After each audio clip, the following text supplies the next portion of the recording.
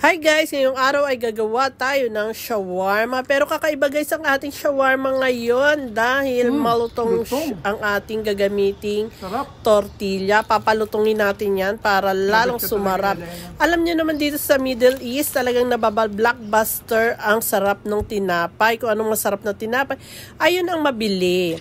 Hayan, hinati ko lang sa gitna yung ating breast. Dalawa yung ginamit ko. Tapos, hiwain natin ng ayon sa gusto nating hiwa. Ang hiwa ko ay pahaba. Ayan. Tapos, yun na nga. Ilalagay ko na yan sa lagayan. Tapos, maghihiwa rin ako ng sibuyas. Pahaba din. Pero kayo na ang bahala kung anong gusto nyo. Pero yan. Ayan, hihiwain lang natin. Ang gagamitin ko nga pala ay Maggi Shawarma Mix. Instant siya. Ayan, tatry natin. Pero ang sarap niyan. Ngayon, ipagsasama-sama na natin yung ating mix, shawarma mix, onion, and 3 tablespoon na yogurt. Low fat yung gamit ko pero pwedeng non-fat. 2 tablespoon olive oil. And mix lang natin hanggang sa makombine. Pagkatapos nating i-mix ay i-rep natin uli yan. I-marinate natin ng 2 hours pero naglagay pa ako ng ayan, kalamansi kasi parang gusto ko may kalamansi. Then ayan, tinakpan ko na. After 2 hours, ilalagay na natin sa ating kawali. At yan, lulutuin natin ng 20 minutes yan hanggang sa matuyuan. So ayan yung ating tortilla. Ayan, hinati ko sa gitna. Then bahala na kayo kung anong flavor. Sa akin 3 flavor yan eh. Yung ginamit ko. Yan, brown na yan, at saka yung isa may sesame seed yata yan. Yan yung mga tira-tira kong tortilla, ginamit ko na rin kasi sayang naman. Then ayan, mag-seal tayo ng toothpick. Ayan. Tapos ilalagay natin yan sa ating oven ng 10 minuto lang hanggang sa mag-brown siya. Ayan. Tapos nilagyan ko din ng aluminum foil yan para hindi ba siya hindi siya bumagsak yung ating ang ating cone. Ayan.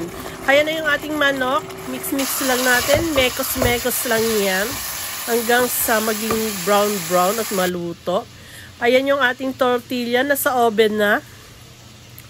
Then, ayan. Luto na yung ating manok. At luto na rin yung ating tortilla. Ayan. Kung gaano ka crispy yan. Pero bago ang lahat, tatanggalin nyo ang aluminum foil at yung toothpick kasi baka may bata kayong kakain at matusok, hindi niya alam may toothpick pala at makain, di ba? Or matanda. Dilagyan na natin ng gulay. Optional yung mga gulay. Kayo ang bahala kung anong gusto nyo. Sa akin ay yan, lettuce na aquaponics. Tapos yung kamatis ko na organic. And mayroon din yang pipino, cucumber. Tapos naglagay ako ng jalapeno. Jalapeno ba yun? Jalapeno. Bahala na kayo. Basta sili yan na maanghang, pickles, yan. Yan. Ganun lang. Kadali. Ganun kasimple. May masarap na kayong merienda. Ramadan Karim sa ating mga kapatid na Muslim. Ayan. Ulit-ulit lang yan hanggang sa matapos. And enjoy. Sana magustuhan yung aking shawarma tortilla crispy. Ayan, hindi ko pa alam kung ano ipapangalan. Basta malutong yan, malutong at sarap na sarap ang aking si Arthur the Great.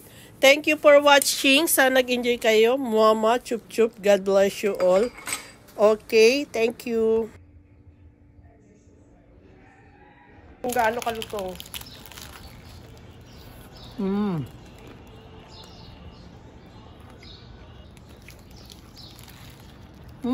Lutong. Sarap. The best ka talaga, Elena.